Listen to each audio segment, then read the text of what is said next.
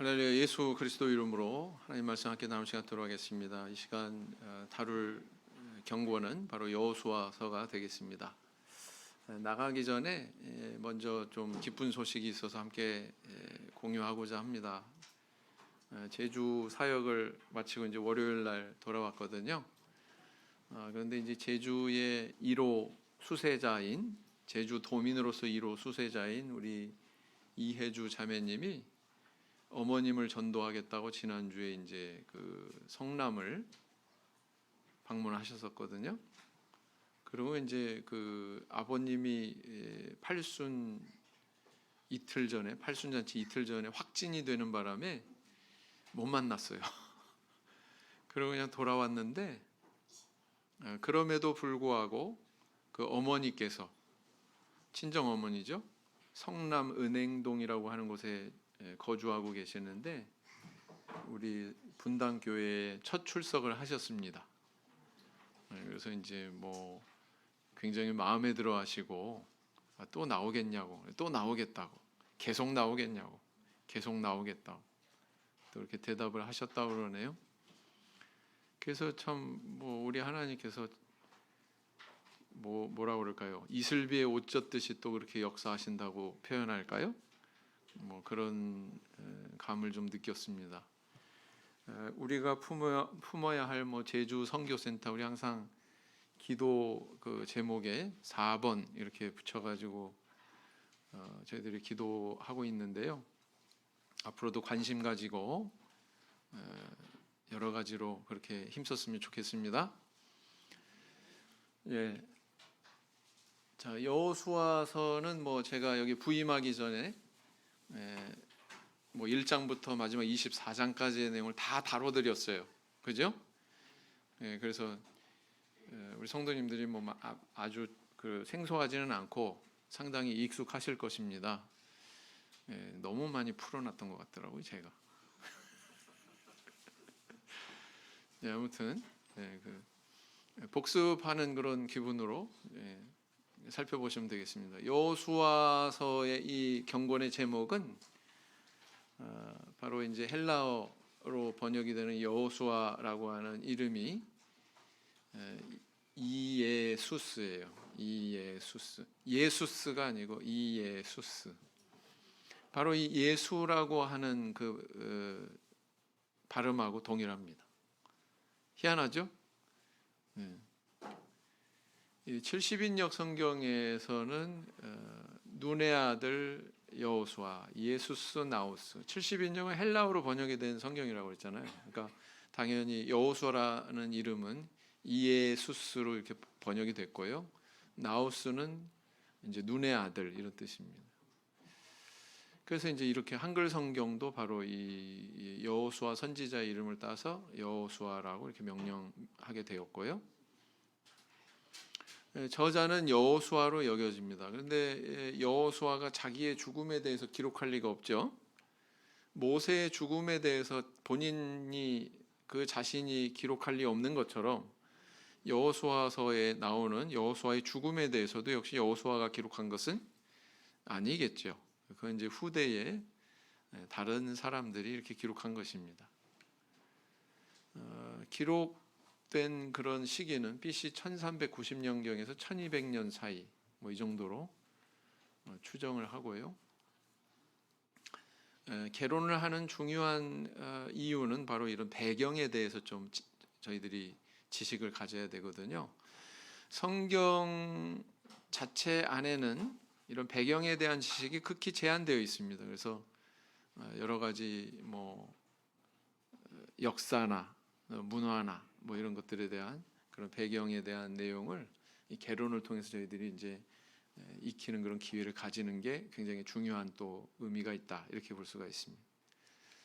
여호수아가 그 완성된 시기는 사실은 여호수아 시대가 아니죠. 항상 구약의 어떤 경고는 한 세대 뒤에 완성되는 경향성이 있습니다.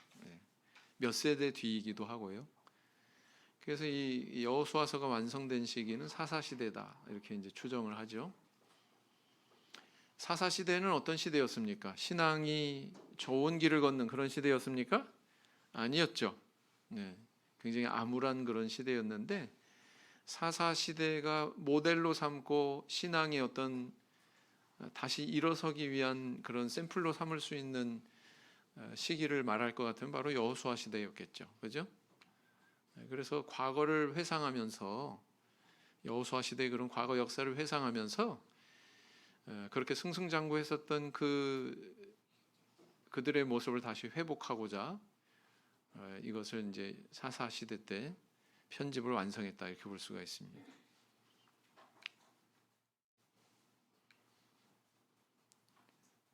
그래서 이제 그때 여호수아 시대 때 이렇게 승리할 수 있었던 그런 비결은 어떤 군사력이나 지도자 능력이나 뭐 이런 게 아니라 우리 신실하신 하나님의 약속 때문에 그렇게 승승장구했다라는 것을 증거하기 위한 것이고요. 그런 주제를 강조하는 내용들이 곳곳에 많이 발견이 되죠.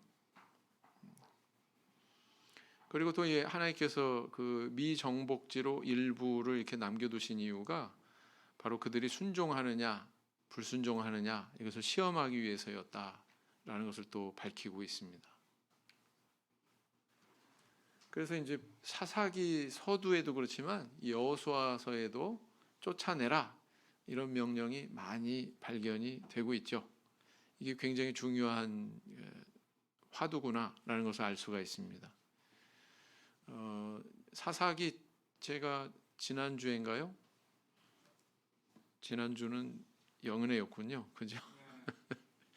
그 전전주에 그 사사기의 초입에 막 쫓아내라 쫓아내지 아니하였다 쫓아내지 못했다 뭐 이런 말이 계속 나오고 있다고 그랬잖아요. 그죠? 그래서 이 여호수아서뿐만 아니라 사사기까지도 이 동일한 어떤 관심의 초점이 이어지고 있다 이렇게 볼 수가 있습니다. 여호수아라는 이름의 뜻이 뭐라고요? 하나님은 구원이시다. 헬라어로 표기하면 예수다. 참 묘한 것은 이렇게 이름만 같은 게 아니라 그 이름의 그 인물의 역할도 일치하고 있다라는 것을 발견하게 되는데요. 바로 여호수아의 영도 아래 이스라엘 백성들이 가나안 땅을 정복했던 것처럼 오늘날 예수 그리스도의 영도 아래 성도들이 천국을 정복해 나가는 그런 과정을 이야기하고 있다. 그래서 여호수아서는 바로 이 신약 시대 우리 성도 또는 교회의 예표다. 이렇게 볼 수가 있다라는 것입니다. 그래서 이제 우리가 이렇게 천국을 침노하고 정복해 나가는 데 있어서 우리가 갖춰야 되는 그런 영적인 교훈이 뭔가, 우리가 구비해야 되는 그런 믿음이 뭔가, 여기에 대해서 우리에게 교훈을 주고 있다 이렇게 볼 수가 있습니다. 그래서요 여호수아서는 신약의 성경하고 비교한다면 뭐 에베소서 뭐 이 정도, 에베소서 그렇게 이해하시면 될 것 같습니다.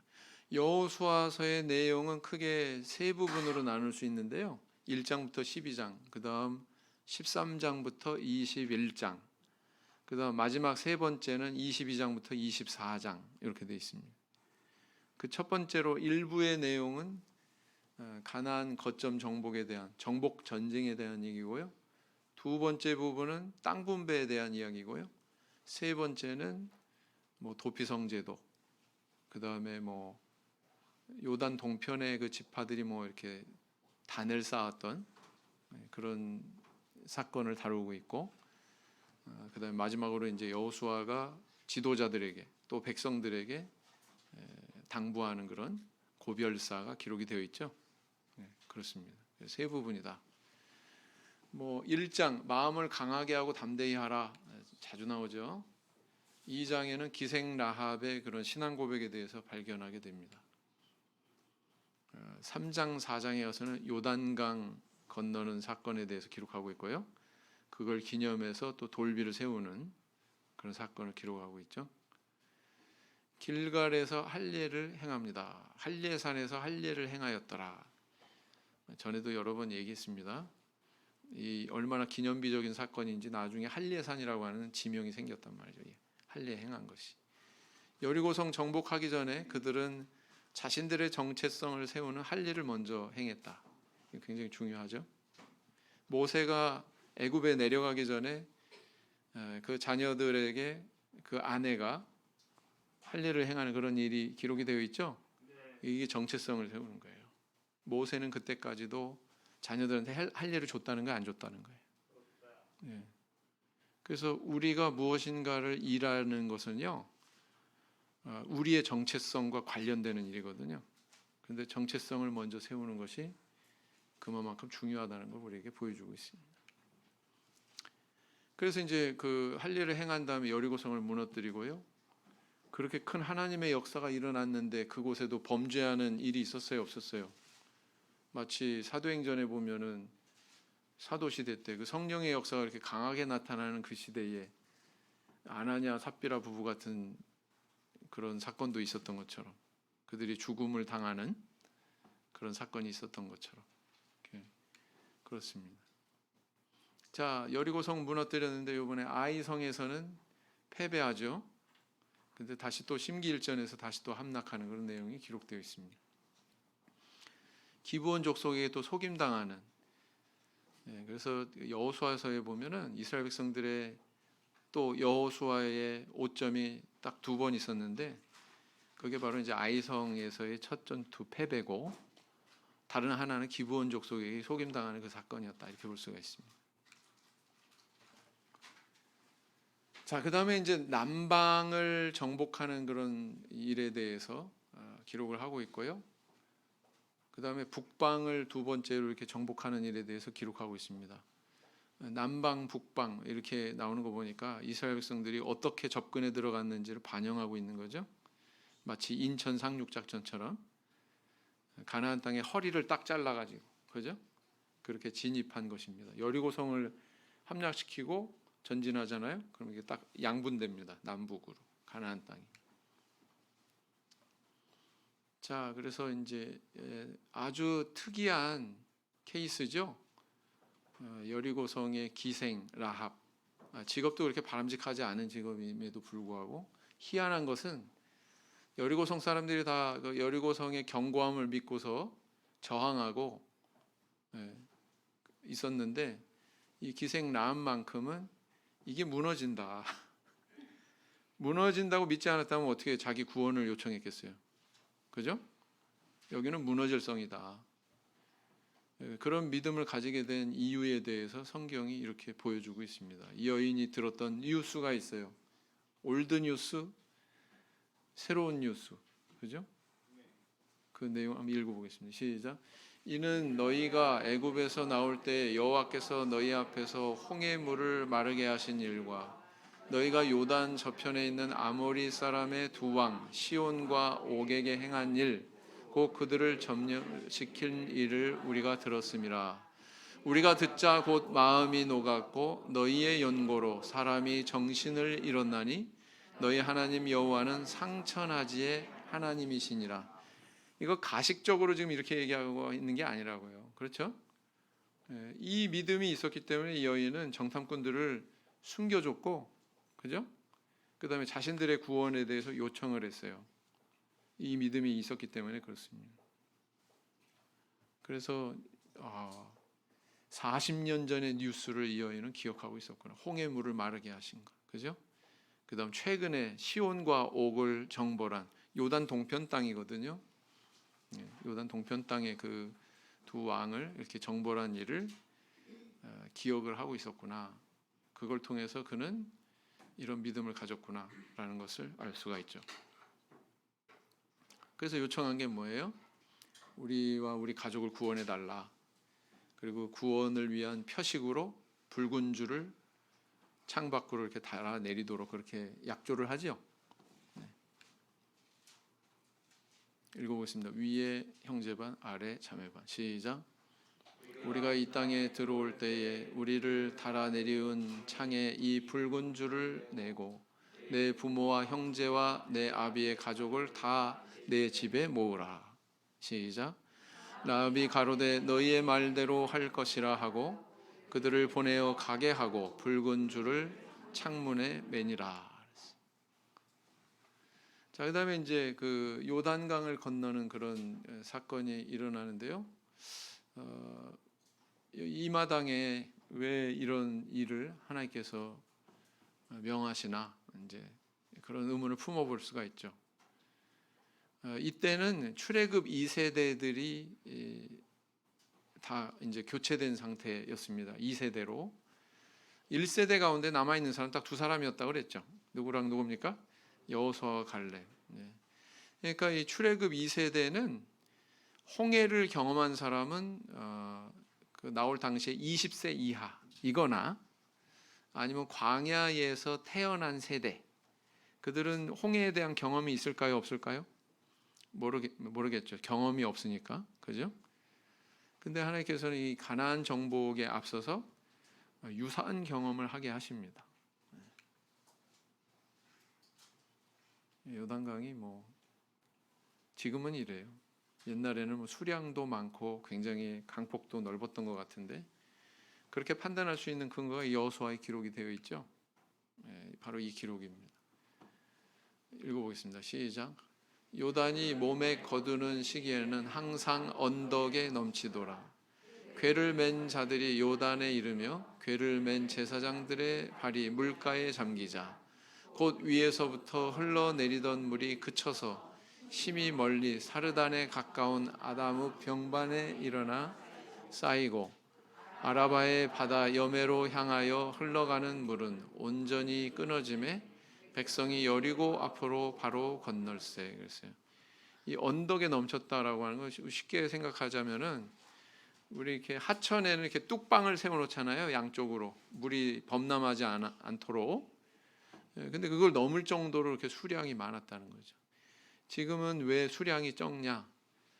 갈릴리 호수가 그들의 상수원이기 때문에 이게 많이 내려가지 않도록 관리를 합니다. 그래서 지금 수량이 이렇게 적어진 거거든요.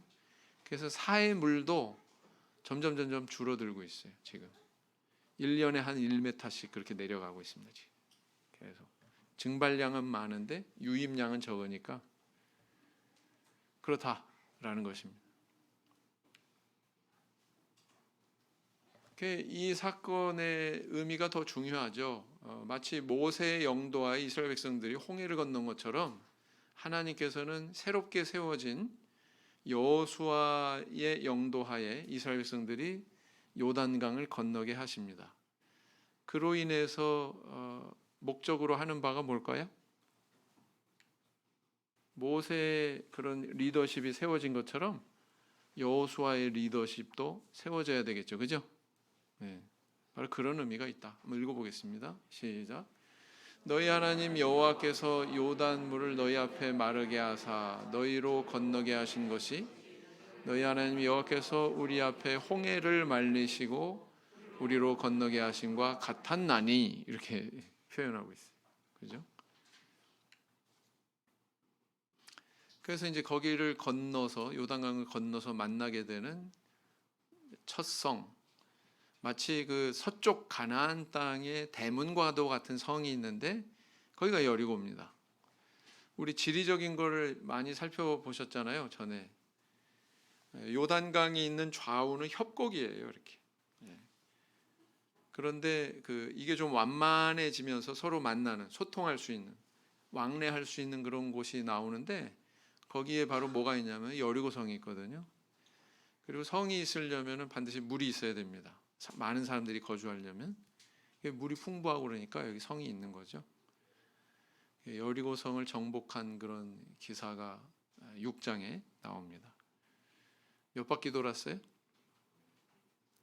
한 바퀴? 며칠 동안? 예? 며칠 동안 한 바퀴씩 돌았어요? 7일 동안 한 바퀴씩 돌았어요? 마지막 7일도 한 바퀴 돌았어요? 마지막에는 몇 바퀴 돌았어요? 7바퀴 돌았죠? 그죠? 예. 참 그 사람으로서는 상상할 수 없는 그런 방법인데 하나님께서 이렇게 명령하셨고 거기에 순종한 것이 이런 결과를 가져왔죠. 정말 이 여리고성이 있었나? 우리 학생들 궁금하죠? 있었습니다. 케이블카인데요. 네. 바로 저것이 여리고를 너무너무 아름답게 볼 수 있는 수단이에요. 네. 여리고 성 위를 지나게 돼 있어요. 그렇군요. 보시죠. 이 모습을 보게 되는 거예요. 네. 모세의 제자, 네. 후계자인 여호수아에 의해서 첫 정복된 가나안의 바로 예. 여리고 성입니다. 네, 그렇군요. 여리고 성 하면 행진, 네. 나팔 소리, 네. 그리고 무너지는 네. 그 성, 그런 것을 연상하듯이 네. 이렇게 성이 네. 하나의 요새로 되어 있는 네. 구약 시대 때의 여리고입니다.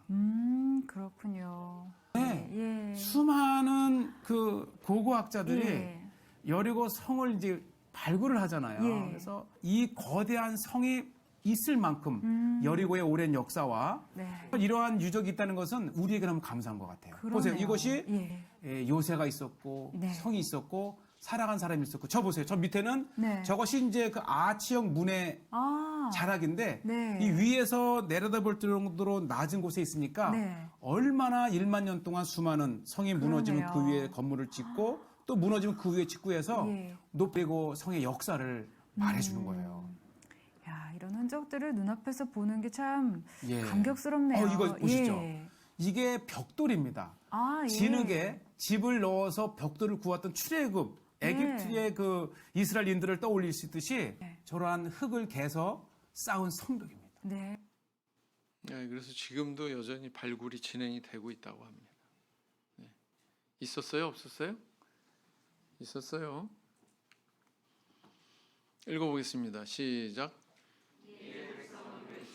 제사장들은 나팔을 불매 백성이 나팔 소리를 듣는 동시에 크게 소리질러 외치니 성벽이 무너져 내린지라 백성이 각기 앞으로 나아가 성에 들어가서 그 성을 취하고 성 중에 있는 것을 다 멸하되 남녀노유와 우양과 나귀를 칼날로 멸하니라 그랬어요.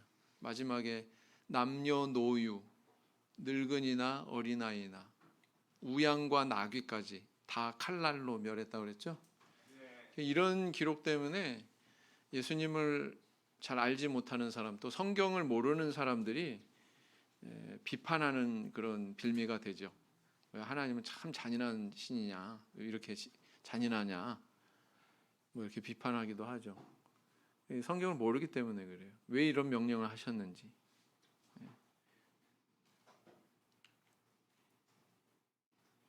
자, 그리고 또 다른 오점이 있었죠. 뭐냐면은 그 기브온 족속에게 속아가지고 맹세해 버리는 거, 이스라엘 백성들의 잘못이 있었습니다. 읽어보시죠. 시작.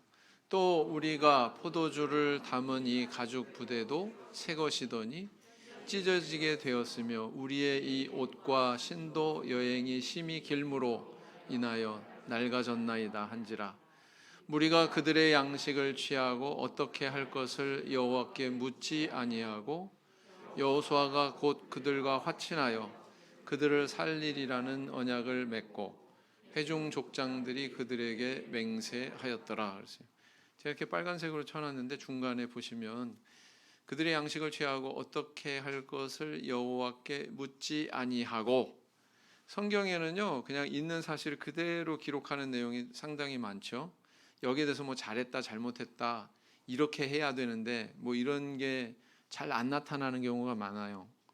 근데 간혹 이렇게 민감하게 저희들이 읽어 나갈 때 성경의 저자가 지금 뭘 기준 삼아서 이 사건에 대한 가치를 평가하고 있다, 이런 것들이 발견이 되는 경우가 있거든요. 그게 바로 이런 부분이죠. 어떻게 할 것을 여호와께 묻지 아니하고, 이 부분은 빼도 내용에 무리가 없어요. 그죠? 근데 여기 싹 들어갔어요. 저자가 이야기하고 싶은 게 뭡니까? 여호와께 물어야 된다는 거예요? 묻지 않아도 된다는 거예요? 물어야 된다는 거예요. 여쭈어야 된다는 거예요. 그런 가치에 대해서 지금 이야기하고 있죠. 맞습니까? 네, 그래서 우리가 뭔가를 할 때 하나님 앞에 기도하고 여쭙고 하는 것이 참 선행돼야 됩니다. 먼저 해야 됩니다. 어떤 경우는 막 일 다 터뜨려 놓고 나중에 와가지고 어떻게 할까요? 뭐 어떻게 하라고요? 다 그렇게 이미 터져 버렸는데 터지기 전에 와서 물어야죠. 그렇죠? 네. 선택할 때는 자기 멋대로 다 선택하고 상황은 다 벌어졌는데 나중에 와서 물어보는 건 아무 의미가 없다. 그렇죠? 잘 지혜롭게 생각해야 된다라는 겁니다. 그래서요, 여기 지도에 보면 여기 이제 여매가 이 밑에 있잖아요. 다시 말하면 사해, 그죠? 사해가 있고 이 요단강이 이렇게 이어지거든요. 이 요단강을 뚝 끊어서 이렇게 건너는 거죠. 요단강을 건너서 이렇게 갔죠. 여리고성이 여기 있고, 제가 아까 인천 상륙 작전으로 표현했잖아요, 그죠? 네, 그래서 가나안 땅이 이렇게 넓게 있는데 그 허리를 딱 잘라버린 거예요. 만약에 이렇게 접근 안 하면 어떻게 될까요? 이 족속들이 다 연합해가지고 많은 족속들을 상대해야 되는 그런 상황이 벌어지겠죠, 그죠? 근데 허리를 딱 잘라서 남방 먼저 상대하고 그 다음에 여기를 정복한 다음에 북쪽을 또 상대하고, 하나님의 지혜가 녹아져 있는 그런 전략이다. 또 이렇게 볼 수가 있습니다. 자, 그 다음에 이제 정복 전쟁에 대한 기록의 분량만큼 그 정복한 땅을 분배하는 것에 대한 기록도 많아요. 분량이. 그래서 뭘 알 수 있습니까? 성경이 이 땅을 분배하는데도 대단히 관심이 많구나. 이걸 굉장히 중요하게 다루고 있구나라는 것도 알 수가 있죠. 땅 분배의 문제. 이 땅 분배하는 이 대목에서도 여러 가지 신앙의 교훈을 저희들에게 주고 있습니다.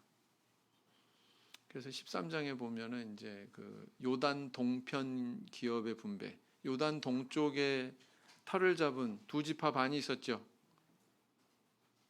루벤, 갓, 므낫세 반 지파. 그렇죠? 기억나시는지 모르겠습니다. 그 다음에 이제 14장에서는 요단 서편 기업, 나머지 지파들의 그런 기업을 분배하는 그런 내용을 기록하고 있고요. 그리고 이제 15장에 가서는 갈렙이 헤브론, 기리앗 아르바를 요구하는 그런 내용이 있습니다. 거기는 굉장히 거친 산지고 농사짓기 좋은 평지가 아니었어요. 이스라엘에 평지가 없는 게 아니에요. 뭐 저쪽 서쪽 해안 쪽으로 가면은 뭐 샤론 평야도 있고 농사짓기 좋거든요. 기름지거든요. 비도 적절하게 잘 오고. 이스라엘의 북쪽은요, 굉장히 그 땅이 비옥해요. 물도 풍부하고 밑으로 내려갈수록 메마릅니다. 유다 지파가 저 맨 밑에. 갈렙이 근데 그런 그 척박한 헤브론 지역을 요청을 했다라는 거죠. 이 산지를 내게 주소서. 그 다음에 16장에 에브라임 지파 기업에 대해서 기록을 하고 있고요. 요셉 지파가 이제 좀 그 갈렙의 모습과는 상반된 그런 모습으로 17장에서 드러나죠. 그죠? 우리는 모자르다. 더 주세요. 이거 산지기 때문에 우리한테 적절하지도 않아요. 근데 갈렙은 산지를 달라고 그랬잖아요. 그죠? 개척할 마음으로. 근데 요셉 지파의 그런 요구의 내용을 보면 개척할 마음이 있었다는 거예요, 없었다는 거예요? 이들에게는 없었다는 거죠. 그다음에 18장에는 이제 나머지 뭐 지파에 대한 분배, 베냐민 지파의 기업에 대해서 기록을 하고 있습니다. 19장에는 뭐 이런 지파들의 기업에 대해서, 20장에 가서 도피성제도 언급하고 있고요. 21장에는 레위인에게 준 그 성읍들, 그리고 또 토지들, 이런 것들에 대해서 기록을 하고 있는데, 이것들의 출처는 뭡니까? 하나님께서 기업을 주셨어요? 직접적으로? 아니죠. 각 지파에서 줬어요. 각 지파에서. 근데 성읍을 주고 토지를 주고 레위인한테 줬는데, 이게 무슨 이런 물건 같은 거예요? 뭐 주머니에서 빼가지고 이렇게 주면은 뭐 들고 가는 거예요? 성읍이니 토지니 그럴 수 없죠. 뭘 의미하는 겁니까? 이 레위인은 다 각 지파별로 뿔뿔이 흩어져서 살 수밖에 없는 그런 어떤 제도적인 상황에 처하게 된 거다라는 겁니다. 그렇겠죠? 네. 그래서 이제 이 지도가 이제 이스라엘 12지파의 그 땅 분배의 모습이고요. 저 유다 지파 보세요. 유다 지파 있는데 여기가 므낫세 반지파가 이쪽에 있고 또 이쪽에도 있고 그렇습니다. 단지파는 원래 땅 분배를 여기에 받았는데 나중에 저 위로 가죠. 저 위로 갑니다. 아주 제일 비옥한 곳으로 갑니다. 네. 블레셋 족속을 대적할 수가 없어가지고 밀려가지고 저 위에까지 가요. 그래서 요단강이 단지파가 점령한 저 북쪽 땅을 기원으로 해서 나온 강 이름이죠. 단에서부터, 그죠? 단으로부터 시작된 강이 요단강이죠. 그렇습니다. 그래서 이제 이 갈렙이 땅을 산지로 그렇게 요구하는 그런 내용. 한번 읽어보실까요? 시작. 모세가 나를 보내던 날과 같이 오늘날 오히려 강건하니 나의 힘이 그때나 이제나 일반이라 싸움에나 출입에 감당할 수 있사온즉 그날에 여호와께서 말씀하신 이 산지를 내게 주소서.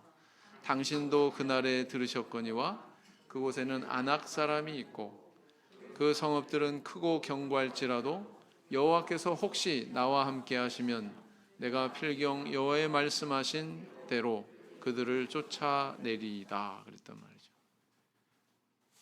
그래서 우리는 이런 갈렙의 이런 신앙 고백을 귀감으로 삼아야죠. 그죠? 완성된 그 무엇을 바라기보다 배우자 찾을 때 특히 그런 것 같아요. 완벽한 그런 배우자는 없어요. 그죠? 모자란 사람 둘이서 만나가지고 이렇게 서로 보듬어가면서 이렇게 완성해가는 거지. 그죠? 교회 안에서는 그런 안목이 있어야죠. 신앙인들은 그런 안목이 있어야 됩니다. 그래서 저만만 하면 믿음 있네. 네? 끝까지 신앙의 길 완주할 만하네 보니까 뭐 그러면 됐지. 근데 막 이것저것 막 따지기 시작하면요, 안 믿는 사람보다 더 따지는 수가 있습니다. 그러면 안 된다. 자, 17장 16절 형제반 18절 자매반 읽어보겠습니다. 시작.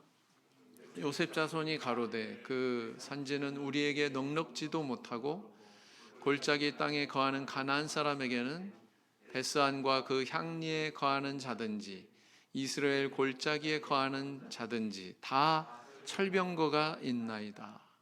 자매반 시작. 그 산지도 내 것이 되리니 비록 삼림이라도 내가 개쳐가라. 그 끝까지 내 것이 되리라. 가나안 사람이 비록 철병거를 가졌고 강할지라도 내가 능히 그를 쫓아내리라. 그랬어요.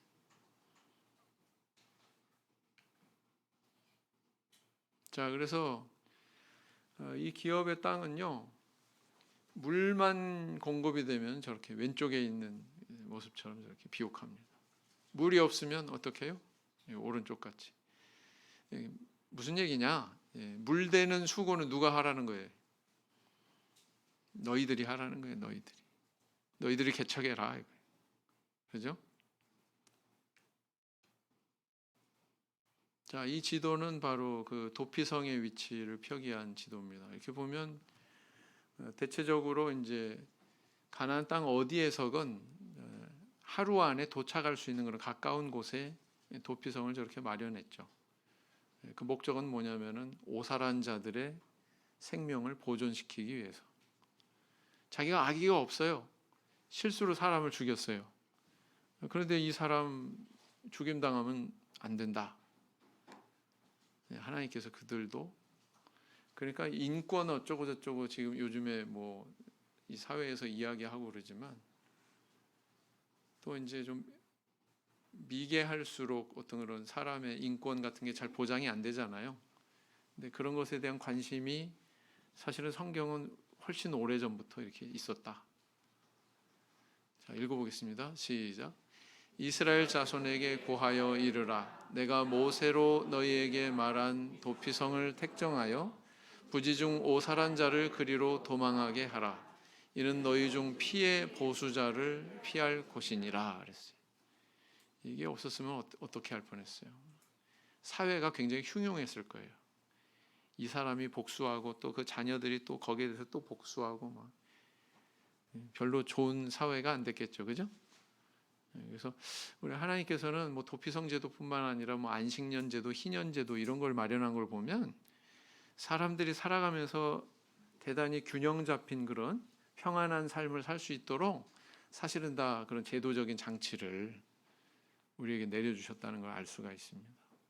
근데 사람들이 거기에 순종하길 원해요, 안 해요? 원하지 않죠. 안식년, 희년 뭐 이런. 희년은 50년마다 뭐 그냥 본래 기업을 원주인한테 돌려주게 돼 있으니까, 그죠? 아주 부자도 없고 아주 가난한 사람도 없고 그래요. 다 본래 주인한테 돌려주게 돼 있거든요. 희년에는 지금 우리 자본주의 사회에서 빈부의 격차가 심해지는 게 뭐예요? 땅을 사유하기 때문에 그렇죠. 그죠? 중국 같은 데는 땅은 다 누구 거예요? 오해하지 마십시오. 중국 같은 공산주의 하자고 제가 지금 이렇게 얘기하는 거 아닙니다. 그렇다는 거지. 성경에는 이렇게 그 기업을 뭐 이렇게 거래는 있어요. 거래는 있는데 희년이 되면 다 본래 주인한테 돌려준단 말이에요. 그러니까 아주 찢어지게 가난한 사람도 없고 아주 부자도 뭔가 제한이 되고 막 이런 사회라는 거죠. 사람들이 순종 안 하니까 그렇지. 그렇습니다. 우리 하나님은 굉장히 이상적인 그런 제도를 인간에게 주셨구나. 도피성도 또 그것 중에 하나다 이렇게 볼 수 있습니다. 그 다음 22장부터 24장까지는 이런 내용이 있죠. 22장에는 어떤 기사가 있냐면은 천병 역할을 하면서 그동안 서쪽 지파들을 도왔던 동쪽 지파들 이미 기업을 분배 받았어요.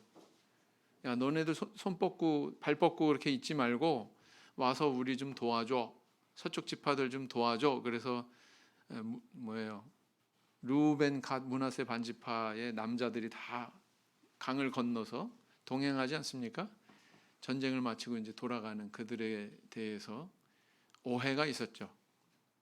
그들이 그 돌을 갖다가 세운 것은 우상 숭배하기 위한 그런 단으로 그렇게 세운 게 아니었는데 이스라엘 백성들이 막 쫓아와가지고 네.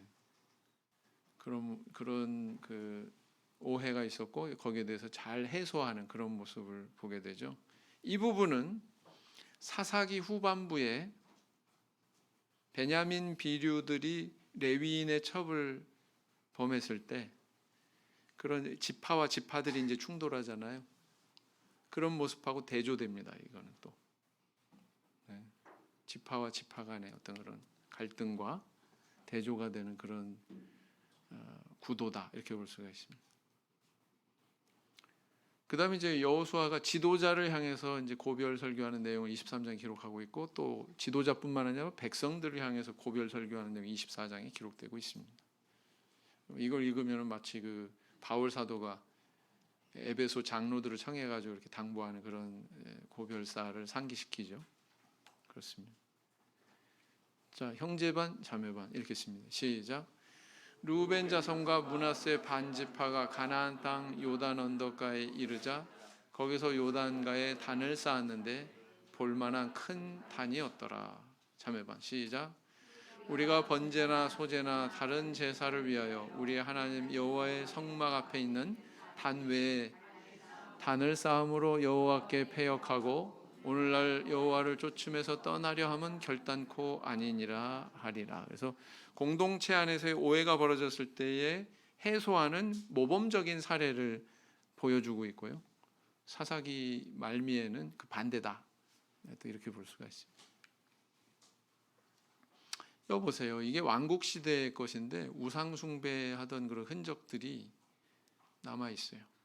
예루살렘에서 발굴이 된 유물들입니다. 이스라엘 백성들이 왕국 시대, 사사 시대가 아니고 왕국 시대. 이게 있었다는 거죠. 그러니까 이것이 어디서부터 기원한 거예요? 어디서부터 그 제대로 대처를 안 했기 때문에 가나안 정복 이후 시기 사사시대, 그죠? 쫓아내라 그랬는데 쫓아내지 못했기 때문에 지금 이런 것들이 나중에까지 남는 거란 말이에요. 여러분, 방역은 100% 해야지 99%가 있어요? 1%만 병균 남아도 어때요? 바이러스 남아도 다시 또 퍼지죠? 불씨를 끄는데 99% 끄는 게 있어요? 완전히 100% 꺼야 되는 거죠, 그죠? 그게 다시 홀랑 태울 수 있잖아요, 살아나서. 그러니까 하나님께서 그렇게 명령하신 거예요. 남녀노유 할 것 없이 다 멸해라. 짐승까지 멸해라. 그 짐승 안에도 뭐예요? 소를 왜 섬겨요? 그런 짐승에도 우상 숭배적인 요소가 있다는 거예요, 없다는 거예요? 그 안에도 그들의 풍습 안에, 그러니까 그런 거 다 흔적을 없애버려라 이렇게 요구하신 건데 이스라엘 백성들이 지속적으로 순종하지 않은 거예요. 자, 읽겠습니다. 시작. 만일 여호와를 섬기는 것이 너희에게 좋지 않게 보이거든 너희 열조가 강 저편에서 섬기던 신이든지 혹 너희의 거하는 땅 아모리 사람의 신이든지 너희 섬길 자를 오늘날 택하라. 오직 나와 내 집은 여호와를 섬기겠노라. 아마 우리 성도님들 이런 그 말을 한 여호수아의 그런 모습이 좀 생뚱맞다 이렇게 느낄지 모르겠어요. 여태까지 여호와를 의지하고 그분을 섬기고 믿는 그런 신앙으로 이렇게 승리해 왔는데, 그럼 당연히 이스라엘 백성들이 그런 신앙을 잘 유지할 수 있지 않나? 근데 왜 이런 말을 또 하지? 이렇게 생각할 수 있잖아요, 그죠? 근데 이제 이게 기록이 된 시기가 언제라고 그랬습니까? 아까 얘기했잖아요. 사사시대. 어떻게 보면 그 시대 사람들한테 미리 겨냥해서 하는, 후세대를 겨냥해서 하는 그런 말씀이었다 이렇게 볼 수가 있습니다. 우려하던 대로 일이 벌어졌잖아요, 결국. 24장 20절 형제반 밑에 자매반 시작. 만일 너희가 여호와를 버리고 이방 신들을 섬기면 너희에게 복을 내리신 후에라도 돌이켜 너희에게 화를 내리시고 너희를 멸하시리라. 자매반 여호수아가 가로되 그러면 이제 너희 중에 있는 이방 신들을 제하여 버리고 너희 마음을 이스라엘의 하나님 여호와께로 향하라. 이방 신들에 대한 요소가 있다는 거 없다는 거예요. 이 말로 봐서 이방 신들을 제하여 버리고 그랬잖아요. 있다는 거예요, 없다는 거예요? 그들 안에 있다는 거예요. 그러니까 제하여 버리라는 명령이 나오죠. 자, 여호수아서의 맥락. 사실 이 맥락이라고 하는 게 굉장히 중요한 거죠. 이 맥락은 이 경권을 뛰어넘어서도 존재합니다. 성경 전체의 맥락이 있을 수 있고요, 구약의 맥락이 있을 수 있고요, 역사서의 맥락이 있을 수 있고요. 그런 것들이 있습니다. 여호수아서 안에서만 보자면 어떤 맥락이 있습니까? 정복 전쟁의 자세에 대해서 교훈하고 있는데 이것은 이제 1장에 어떤 말씀이 반복되고 있습니까? 마음을 강하게 하고 담대히 하라, 이 표현이 계속 나오고 있다. 자, 약속의 땅을 정복할 수 있었던 비결에 대해서 반복적으로 기록하고 있는데 그것은 온전히 이렇게 순종했기 때문이다 라고 기록하고 있습니다. 여러 차례. 저기 제가 이렇게 메모해놨죠. 8장, 11장, 14장 이렇게 지속적으로. 그리고 또 이게 간접적으로 드러나는 경우도 있는데 이 순종의 사실이 어떻게 나타나냐면은 하나님이 여호수아에게 그렇게 말씀하셨고 여호수아는 백성들 이렇게 말을 했고 또 백성들은 말씀하신 대로 그대로 준행했다, 순종했다, 실천했다, 이런 내용들이 꽤 발견이 돼요. 왜 이거 지루하게 반복하지? 왜 그럴까요? 순종한 거를 보여주는 거예요, 그 기록을 통해서. 그래서 그런 것을 강조하고 있다. 모세의 후계자 여호수아에 대해서도 초점을 맞춰서 기록을 하고 있다. 지도자 계승의 중요성에 대해서 강조하고 있다. 이렇게 볼 수가 있습니다. 그래서 요단강 건너게 한 것도 그런 목적이라고 그랬고요. 그죠? 하나님만 여호수아한테 마음을 강하게 하고 담대히 하라 이렇게 얘기하는 게 아니라 사실은 이스라엘 백성들도 똑같은 말을 여호수아에게 하죠. 그죠? 네.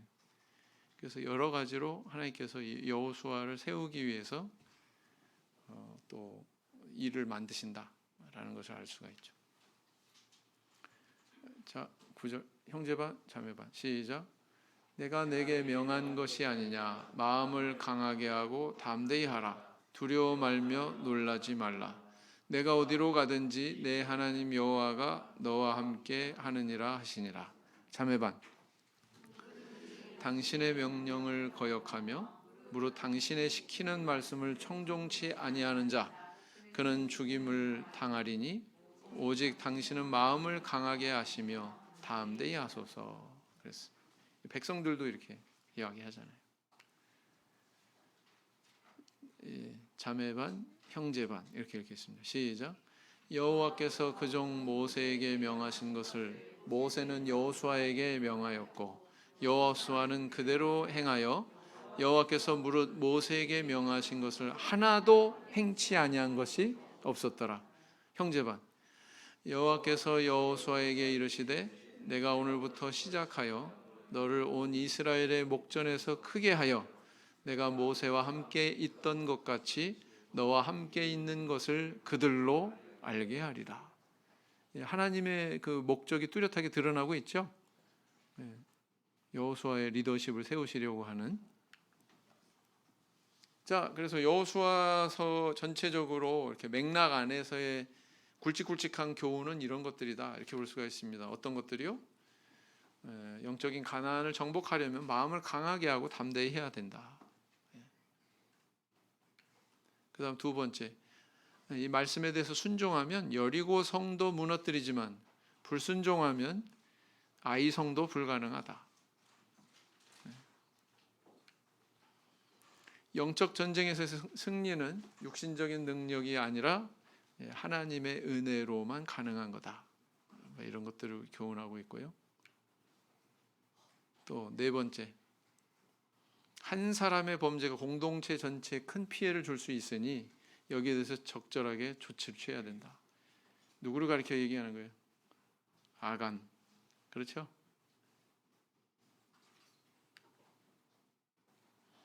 요셉 지파처럼 안주하려 하지 말고 갈렙처럼 개척자의 마음을 가져라. 그런 믿음을 가져라.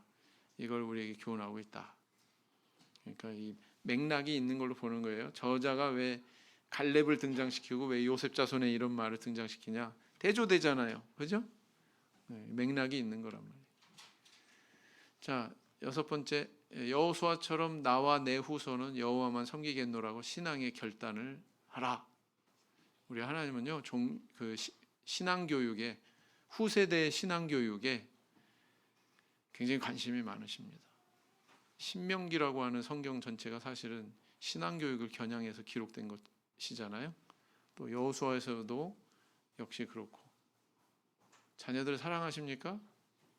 자녀들의 영혼이 천국 가는 것도 당연히 추구해야 되겠죠. 그 다음 여호수아서 안에도 그리스도나 또는 우리 성도의 구원에 대한 예표들이 나타나고 있죠. 하나는 정복전쟁의 지도자인 여호수아. 여호수아는 바로 예수 그리스도의 예표적 인물이다. 여호수아가 한 일처럼 예수께서도 바로 그런 일을 하신다 라는 거고요. 기생 라합의 구원의 표식인 붉은 줄은 바로 이 붉은 줄을 늘어뜨리느냐 아니면 그렇지 않느냐에서 구원이냐 멸망이냐 향방이 결정되는 것처럼 세례를 통해서 우리 구원과 멸망의 향방이 결정이 되는 그런 사실을 우리에게 보여주고 있다라는 겁니다. 오늘 여기까지 마쳤습니다. 묵상기도 하시겠습니다. 아멘. 찬송 약하고요. 바로 기도하도록 하겠습니다.